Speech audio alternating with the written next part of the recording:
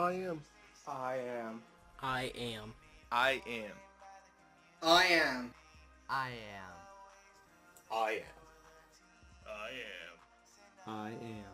I am. I am. I am. I am. I am. I am. I am. I am.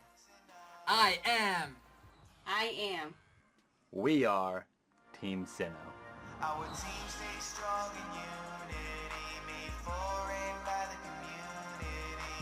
We'll always do this for the team. Sinnoh. What's up, everybody? This is Fratomon, and today I am doing some recording for you, aka I'm doing an interview.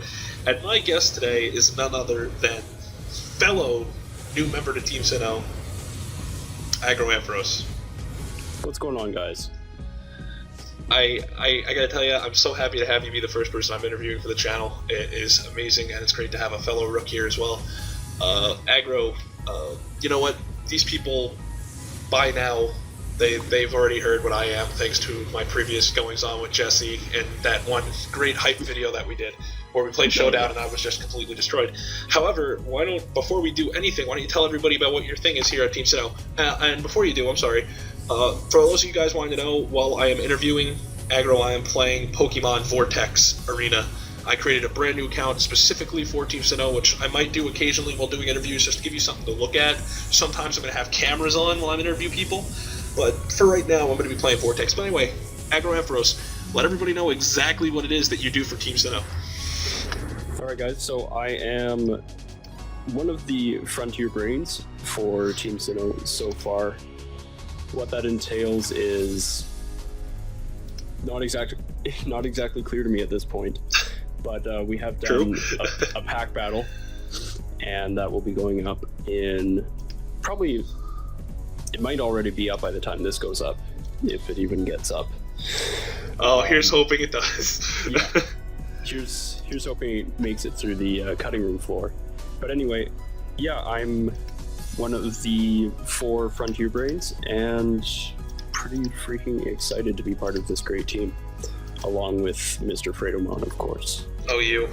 And you know, all of the other members that some of which I've already become friends with, and a lot of them, you know, are new friends who I've gradually become better acquainted with.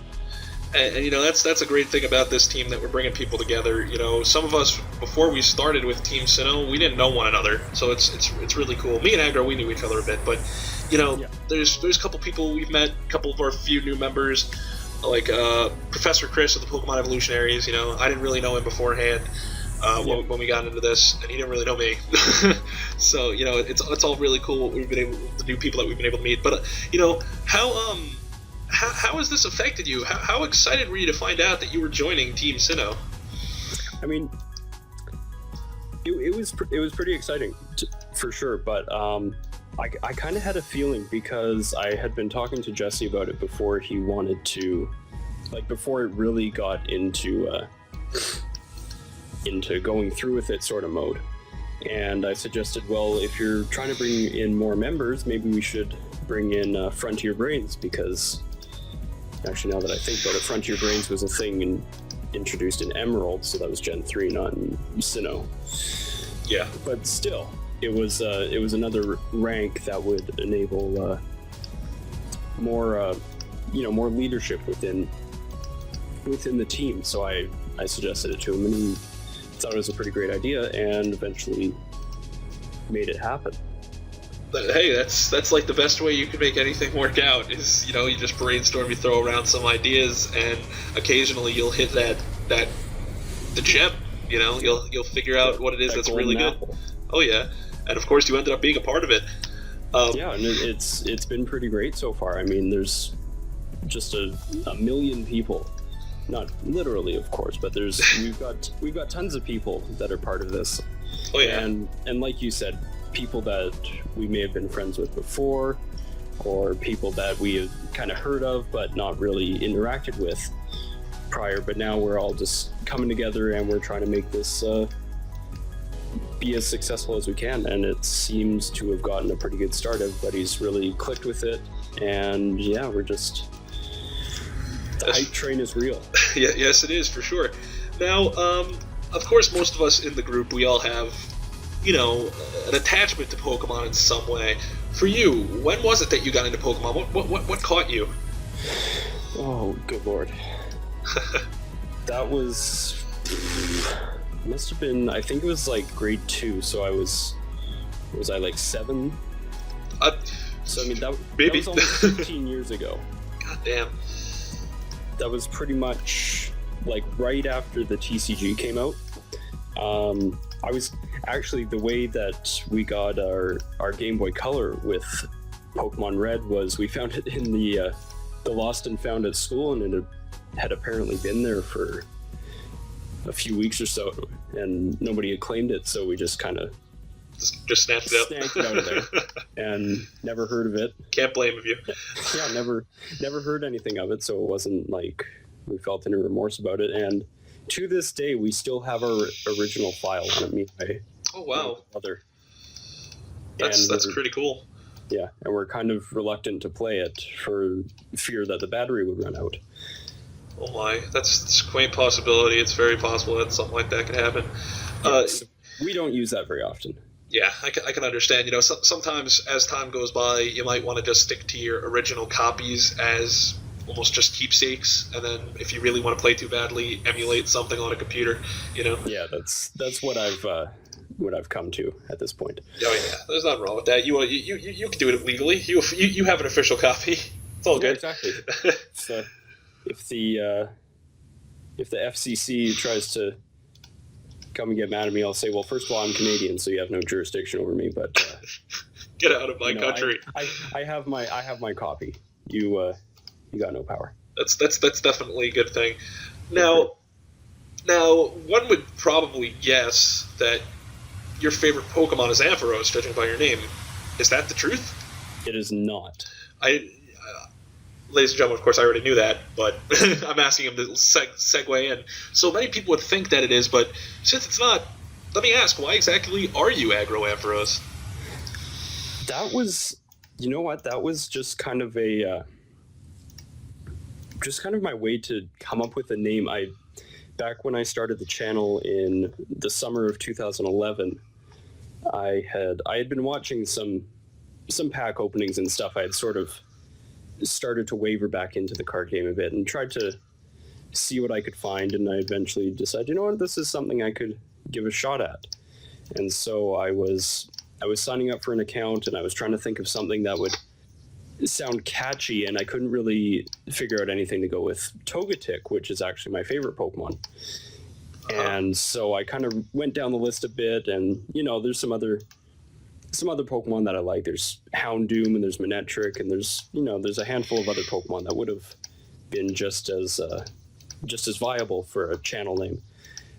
But I went with AggroAmpharos because it seemed powerful and yet memorable at the same time. It's definitely memorable for sure. Powerful as well. I mean, hey, in the time that you got this channel name, Ampharos was seen as powerful enough to get a Mega Evolution. So yeah, exactly. There you go. So I guess, I doubt I had any leverage on that decision being made. But hey, man, have some more faith in yourself. You never know what Nintendo's been watching. Yeah. So yeah, that was just kind of, I wanted something memorable, but I wanted it to be not like just something wimpy. It had to be. Yeah, you didn't want to be oh, I'm the Weepin' Weedle or something like that, Yeah, something like that, or that'd be powerful. Tantalizing Togetic. Who would want to? That almost sounds overtly sexual, but who wouldn't love that? maybe my second channel coming up next year. It'll be the Tantalizing Togetic. Yeah. No, but that's how I just kind of came up with that. So, and it seems to have worked out at this point. Oh yeah, for sure. When I think of Ampharos, I think of you at this point, even whether it's your favorite Pokemon or not. When I see Ampharos, I say that's aggro right there. No. So Team Sinnoh is based around, of course, 4th Gen. the fourth generation Pokemon and Sinnoh. Yeah. So what do you like most from the fourth generation of Pokemon? Whether it be the games, the cards, the Pokemon themselves, what is it that you like? Fourth generation. Do you know what? I think my favorite thing from fourth generation would have to be the Berry music. The Berry music? I swear to God. That music, I remember I got the game the day after it came out. And it came out about a week after my birthday, so it was perfect. I had a bunch of birthday money, and I was like, I'm buying Pokemon Diamond when it comes out.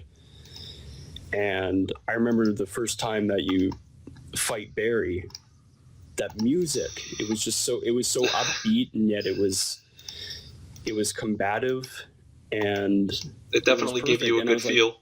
Yeah, and it's like, you're not just having a battle against your rival, you're having a battle against your best friend. And it was really energetic. And I mean, I got that feel from the Ruby and Sapphire rival music as well. That was really good rival music too. Yes, it was, for sure. See, we don't discriminate here at Team Sinnoh, by the way. All right, you see, we're talking of third gen a little bit, okay? Yeah. You know, we like our fourth gen, but third gen gets some love as well. It's a good gen. Of course. But yeah, I've always been a music guy in the Pokemon games. I loved second generation's music. I've pretty much loved all the music, and Generation 4 was no exception. I also really loved about that game the Pokewatch thing that they had. Oh yeah, that was a favorite of mine too. I thought that was the Poke. I think they abbreviated it to Poketch or something. Yeah, the Poketch. But that was a favorite of part of my experience in 4th Gen 2. It was really cool to see what apps they'd come out with next that you could find possibly. It was really cool. Yeah, exactly. And there were some hidden ones that you could get through events and stuff, or you know, through an action replay or other cheating device that we do not condone cheating. No. But we condone emulating. That's good, especially if you actually own a copy of the game, like our good man Aggro here does. Go legit, kids. Yes, that's what we want you to take back from every Team Sinnoh video. To be honest and be legit. Exactly. But I guess I don't want to keep you much longer. You know, it's coming a long video, but I just got a couple other questions I just want to get to. Yeah, for sure. In the Pokemon TCG, what is your favorite set of all time and your favorite card? Favorite set and favorite card. Favorite set, without a doubt, is Neo Discovery. Yeah, that's a lot of people share that opinion. Yeah, and luckily, I can say I've opened a booster box of it. Wow. It was not cheap, but I wouldn't think so. I have absolutely no regrets about making that investment. That was something else. I mean, hey, if you love the TCG and you have the money, that's definitely a great investment to make. That's an awesome set. And it was funny because after I graduated, I hadn't gone right back to school, so I ended up getting a job. And I pretty much just blew my entire first paycheck on that. So. Jeez, you must have made a nice first paycheck. No, I didn't get too many hours, so it was about $400, and that was about the price of the box. Jeez, that's more than I'm making from anything right now. Anyway, and favorite card would be Togetic, actually, from Neo Genesis. That's great. Yeah, and you can see where that favoritism of Togetic comes from. Yeah, for sure. The light Togetic from Neo Destiny as well. It's a pretty nice card. That is a very nice card. I like that card the first time I saw it. Pretty much either one of those would be favorite. Maybe runner-up Espeon from Neo Discovery, the Holo. That thing's just spectacular. Pretty much any of the Neo Holos. Yeah, so definitely, I was going to say, definitely, you are showing some favoritism in Neo Discovery for sure. Neo TCG was a good time for me, definitely. And it was a good time for Pokemon in general because the artwork was definitely great. All right, let me shoot you with one last question here. All right. As a member of Team Sinnoh and as Frontier Brain, I want you to tell everybody right now what you hope to accomplish and what you're going to bring to this channel. You know what? What I want to do is I want to help the Sinnoh soldiers. I want to help all the fans, all the members of the Sinnoh team. I want to help them produce good content. I've fancied myself to be somewhat of a tech junkie. Maybe not a junkie, but somebody I want to have the best tech. I want to have the I want to have good quality in my stuff, and I really want to help you guys, bring the best quality you can to this channel, because that's what it's all about. It's about bringing really entertaining, really high quality content. Of course. And so what I want to do is I want to help you guys know what you can do to produce that top of the line content. That's what I hope to do. Right, well, hey, very admirable, and I have full faith that you're going to be able to do it extremely well, and I'm sure everyone else in Team Sinnoh does as well. But anyway, I want to thank you so much, Aggro, for joining me here on the first episode, basically, of an interviewing series that you guys are going to be seeing every so often here on Team Sinnoh. I hope to get through all of the new members and the old members as well, especially some secret guests, if you would, that you guys will find out about later down the road. But anyway, Aggro, parting words, anything else you want to say? No, I think that'll be it. This has been really great. You did a great job for a rather impromptu interview. Yeah, I think maybe next time it's a good thing if I try to get some questions in beforehand, but, it's you and me, we mesh well. It was good. Got some chemistry going on, Yeah. Alrighty, ladies and gentlemen, thank you so much for watching. This has been Fratomon, and AggroAmpharos. Take it easy, guys. see y'all later. Team Sinnoh for life.